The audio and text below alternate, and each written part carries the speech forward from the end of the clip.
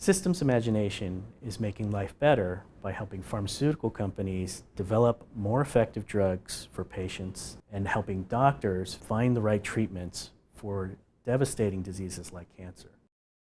So Systems Imagination started as a technology company. So we're a startup, and startups typically change their business model as they grow. And what we realized early on is that companies all know that there's this big reservoir of gold in their data. They're all sitting on great gems of information, new discoveries, new drugs. What we realized, however, was that individuals within those companies were having a difficult time using the tools to mine the data. So what we decided, after a couple of months of developing technologies that we thought we would bring to market and have users within our customers use those technologies, that we would create a services model where we would use our own technology, eat our own dog food, if you will, analyze customer data, and help accelerate their process of drug discovery. And we do that by leveraging new cutting-edge computational techniques, graph databases, artificial neural networks, other things that really are very, very out there in terms of new information technology solutions, and we apply it to biological data.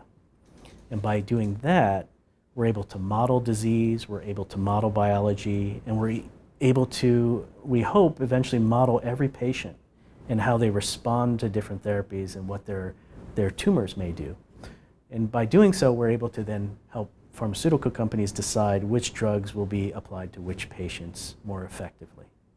My father passed away from stomach cancer several years ago, and that gave me a mission to help every future patient of cancer get the best therapy available to them.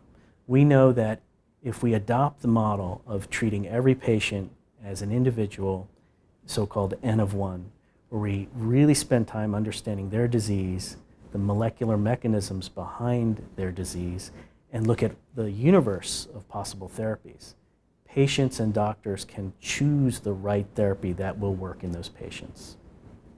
Our ultimate goal is to have every physician have every bit of knowledge that they need at their fingertips as they're seeing patients. The reality in healthcare today is most physicians spend between 5 and 10 minutes per patient, and they really don't have the time that they should to spend on evaluating whether therapies are working and what's special about every patient. They're doing the best they can, there's no doubt. If we're doing our job properly on the technology side, we're coming up with solutions that help them do their job in that really short window. And it's only through information technology that I see us able to impact how they do their job when their time is so limited to do their job. And some of this will rely on systems that help us think. We're called systems imagination because we're building systems that help create hypotheses, help create explanations for why things might be happening a certain way. So that the art of medicine is now more about, I have everything that I need to make the right medical decision for my patient, versus I don't know what I need for my patient.